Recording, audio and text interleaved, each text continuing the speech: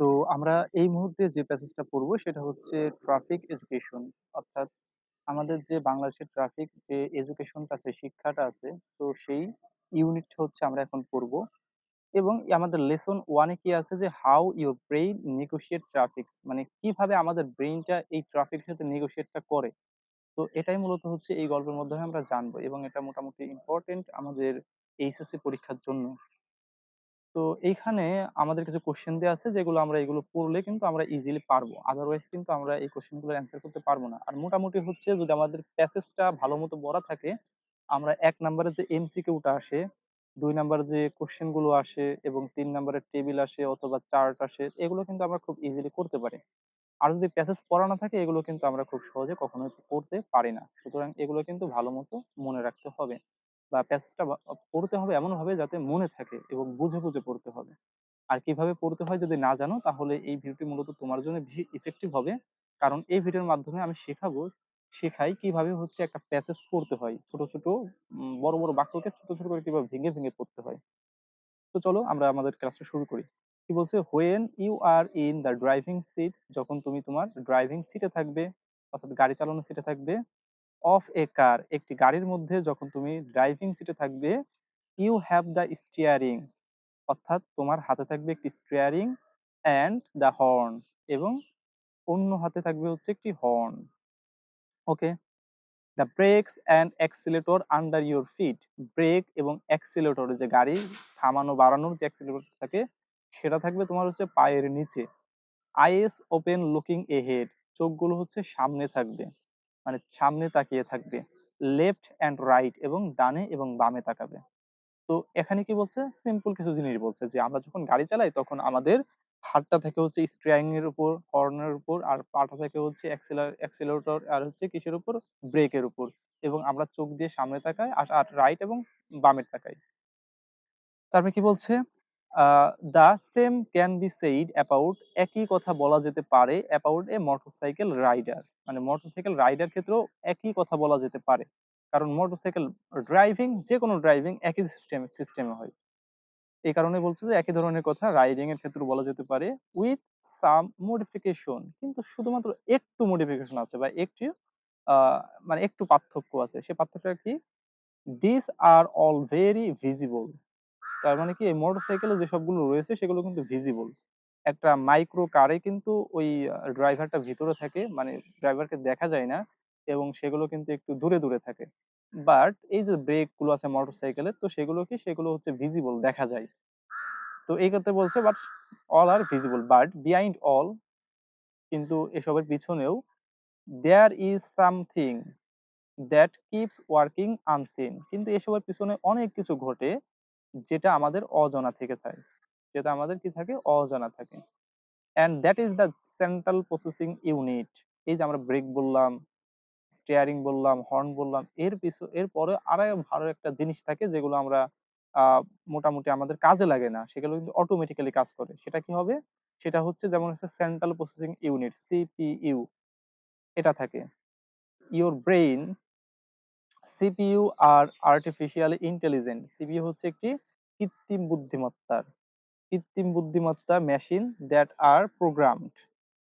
তো এটা কি, কৃত্রিম বুদ্ধিমত্তার একটা মেশিন দ্যাট আর প্রোগ্রাম, যেটিকে প্রোগ্রাম ডিজাইন করা হয়েছে, টু ডু স্পেসিফিক জব, মানে নির্দিষ্ট কাজ করার জন্য, আন্ডার ফিক্সড কন্ডিশন, কিছু নির্দিষ্ট কন্ডিশনের কন্ডিশন অনুসারে নির্দিষ্ট কাজ করার জন্য হচ্ছে এই সিপিইউটা তৈরি করা হয়েছে, অ্যান্ড জাজমেন্ট, এবং বিচারের জন্য।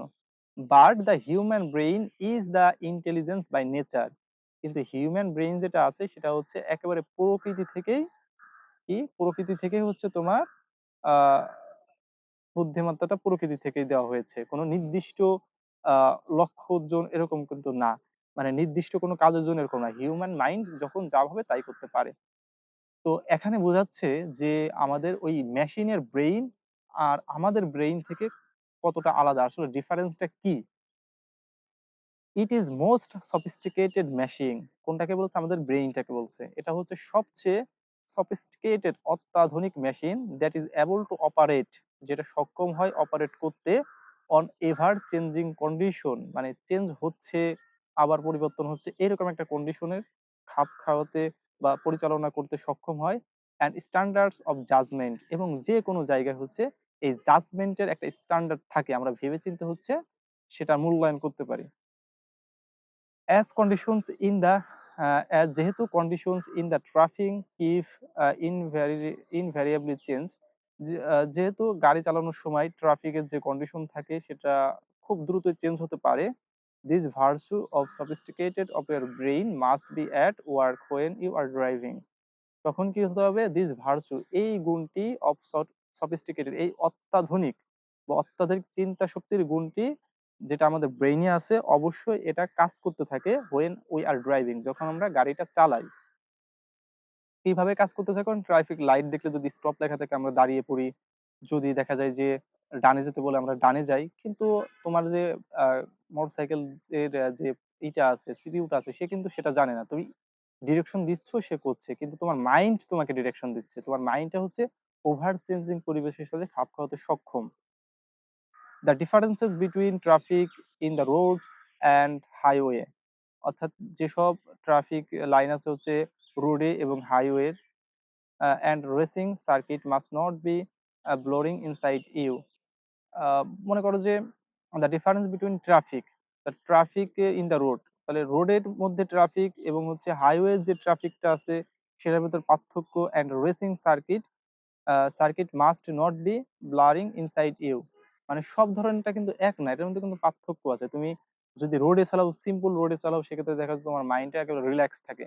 তুমি যদি হাইওয়ে চালাও, তোমার মাইন্ডটা ওই রোড থেকে আরো একটু মানে বেশি টেনশনে থাকতে হয়। আর তুমি যদি রেসিং এ চাও, তখন তো তোমার মাইন্ডটা আরো বেশি মানে থাকে, ক্লান্ত থাকে বা বেশি ভাবা চিন্তা করতে হয়। নেভার ইমেজিন ইউর সেলফ, মানে যখন গাড়ি চালাবে তখন নিজেকে কখনোই ভেবো না টু বি এ মাইকেল সমাচার, নিজেকে কখনো মাইকেল সমাচার ভেবো না। মাইকেল সমাচার কে ছিলেন driving an F1 at 300 mph, যে হচ্ছে 300 কিলোমিটার বেগে হচ্ছে বাইক চালাতো। বাইকে যখন উঠবে তখন কখনোই নিজেকে মাইকেল সমাচার ভাববে না। Leave no room for fantasy, leave no room for fantasy, মানে তোমার এই যে ফান্টাসি, কল্পনার জায়গা রেখো না মনের ভিতরে, মাথার ভিতরে কল্পনার জায়গা রেখো না যে হ্যাঁ আমি সমাচার একেবারে ঢাকার এই জ্যাম তাতে কি হয়েছে, আমি 300 কিলোমিটার জোরে বাইক চালাবো, এই জিনিসটা কখনো করবে না। এরপর কি বলছে, you must always be ready, তোমাকে সব সময় প্রস্তুত থাকতে হবে। কিসের জন্য, টু ইনকাউন্টার আনএক্সপেক্টেড বিহেভিয়ার, মানে আনএক্সপেক্টেড অপ্রত্যাশিত যে কোনো ঘটনার সম্মুখীন হতে, from any vehicles or pedestrian, মানে যে কোনো ধরনের গাড়ি ঘোড়া অথবা পথযাত্রীর থেকে। দেখা যায় যে তুমি রাস্তায় গাড়ি এসেছে, হুট করে একটা পথযাত্রী তোমার সামনে এসে পড়েছে, তার মানে সেই সেটা তোমার ইনকাউন্টার মানে ফেস করার একটা ক্ষমতা থাকতে হবে, তোমার সেইটা ফেস করার রেডি থাকতে হবে।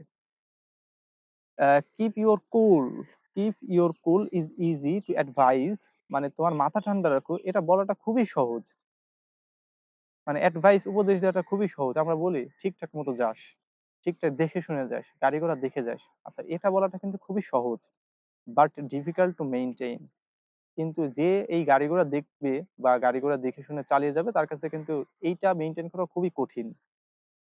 Still you must always restrain yourself because, still তবুও তুমি সব সময় তোমাকে বিরত রাখো ওইসব আনএক্সপেক্টেড ঘটনা থেকে।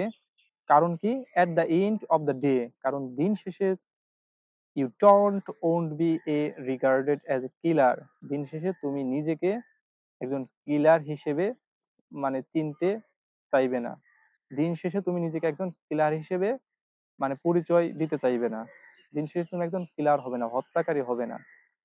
নাও ইউ সি, এখন তুমি দেখো, the last thing that differences you from a computer is your conscious, এবং এই লাস্ট সিনের মাধ্যমে কি বললো, তুমি ডিফারেন্ট করতে পেরেছো যে তোমার এবং তোমার ব্রেন এবং কম্পিউটারের ব্রেনের মাঝে পার্থক্যটা কি।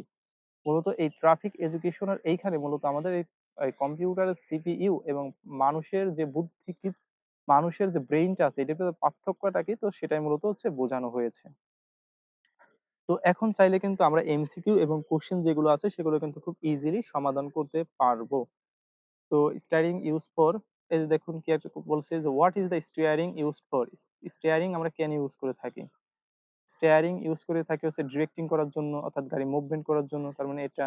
What is the function of acceleration. Acceleration আমরা কেন ইউজ করি, ফাংশনটা কি করা করি?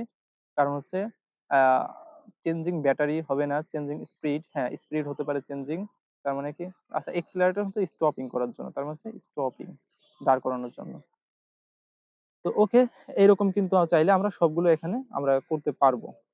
তো which organ is the word visible associated with. কোনটি হচ্ছে আমাদের ভিজিবল, আমরা কি, চোখ। ওকে, তো এরকম কিন্তু আমরা সবকিছুই পারবো। তো সব কিন্তু আমরা যেহেতু প্যাসেজ জানি, আমরা সবগুলোই পারবো, এবং হচ্ছে এখানে যে কোশ্চেন গুলো আছে সেগুলো পারবো। তো আশা করি যে এই প্যাসেজটা তোমাদের কোনো সমস্যা হবে না। প্যাসেজটা ছিল খুবই ছোট, বাট এরকম ভেঙে ভেঙে পড়লে আশা করি যে প্যাসেজটা তোমরা ভালো মতো পড়তে পারবে এবং পরীক্ষাতে আসলে ভালো মতো লিখতে পারবে। তো পূর্বের প্যাসেজের ক্লাসগুলো পাওয়ার জন্য অবশ্যই ভিডিও ডিসক্রিপশন বক্সে চলে যাবা, এখানে লিংক পাবে। ওই লিংকে হচ্ছে ক্লিক করলে সকল প্যাসেজ পেয়ে যাবে, এখান থেকে প্রত্যেকটা প্যাসেজ করে নেবে। আশা করি প্যাসেজ করতে পারলে তোমার ইংলিশ ফার্স্ট পেপারে ভালো একটা মার্ক তুমি উঠাতে পারবে। তো ভালো থেকো এবং পরবর্তী ক্লাসের জন্য অবশ্যই চ্যানেল সাবস্ক্রাইব করে রাখবে। ধন্যবাদ।